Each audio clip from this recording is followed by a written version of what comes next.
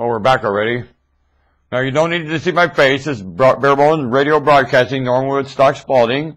There's the Skeleton Nation, and we're broadcasting in the black. No power, just bare bones studio. Now, here we go. We're going to speak about jobless rate drop also cuts assistance. In this article, in the newspaper this morning, says that they're losing federal funds.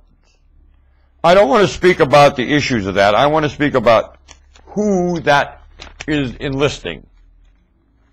When I say who, what type of employment, what it means in employment, the jobs, how much, so on and so forth. These long-range unemployment benefits, because of the laws of the state governing unemployment, have to only and can only come from basically union represented labor. Non-union represented labor normally doesn't even qualify for these extended benefits because of the search for work requirement that the state places on somebody using unemployment. When you are a union member, your search requirements are different than when you're not a union member. Absolutely. Because the union covers a certain aspect of your search requirements for you. And you can't break against that. You're locked within that contract. You can't work outside that contract limit. And that limits your places to search for work. So, because of that, the state gives you a benefit of the doubt because of your union membership that you are kind of locked in there and will give you these federal benefits, these long-range benefits, in sympathy that you are poor you can't go out and search for work like everyone else. You're locked into these restrictions to search for work because of the union bylaws that you're locked to. So the state gives you a grandfather or grandmother clause you're sympathized with and you get to collect long-range benefits. That's who's going to suffer here. Not the average child that works at McDonald's or someone like that is not collecting long-range benefits in any kind of federal program. I affirm you of that one. Now, you might say, here, I can show you here and here. Well, you can't show me in a general way, no, because for every time you show me, somehow, where I'm full of baloney, what I'm saying holds a pattern like a avalanche. Punky. So there's no remark you can't make here that you can't show exception to. Only in general, we live in avalanche as a we, and the avalanche is these long-range benefits do not go to non-union employment. No, they don't. I don't care what profession you have. When you're not unionized, you're not going to collect long-range benefits. Are you? In general.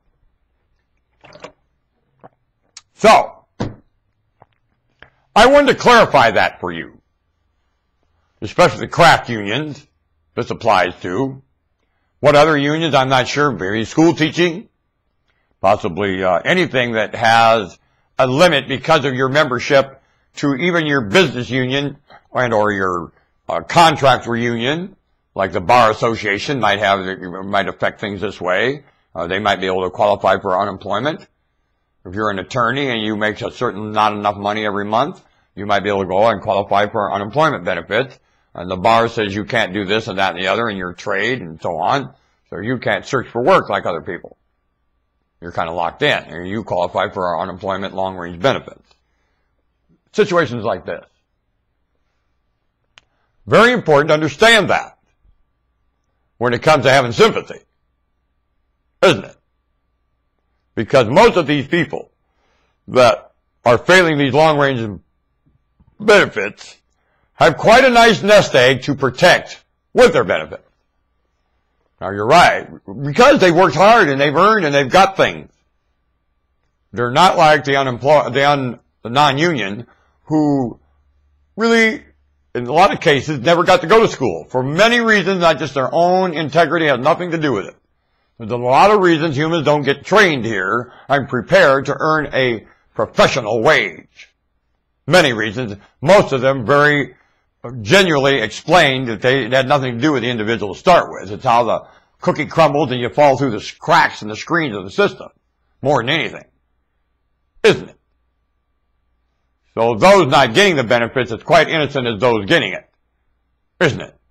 Shows that the Lord sends the rain on the unjust as well as the just. Doesn't the Lord? And those getting the benefit of the cracks not falling them through, as far as I'm concerned, behave as unjust, and those falling through the cracks are more like the just, that the Lord just plain ignores. Why? We don't know. I know the just, or the unjust I mean, that are successful in prosperity when there isn't any. That's injustice. Certainly ignore those that fall through the cracks and do damn little for them at all in their hearts, and throw them to the crumbs of maggots feeding off of their position. Mostly. Don't they? They're going to lose some benefits now. I am sympathetic, or not as much as I would if they were all, let's say not getting the grandfather stuff before that, because that's the only thing getting removed, the position of the union and its testimony of who gets benefits and who does not. Because the state sympathizes so much with the union testimony on how their members deserve long benefits and the others don't. Or they do, but too bad for them. It's too bad for them. Do you understand what I mean? I hope very much you understand what I'm trying to say here, and I'm not causing trouble at all. I'm reminding you of divisions here that now are discussed, and it's time to discuss them. Because that does have the effect on what's going on here very much. Yes, it does. We're talking about the conflict of interest that runs the show, basically.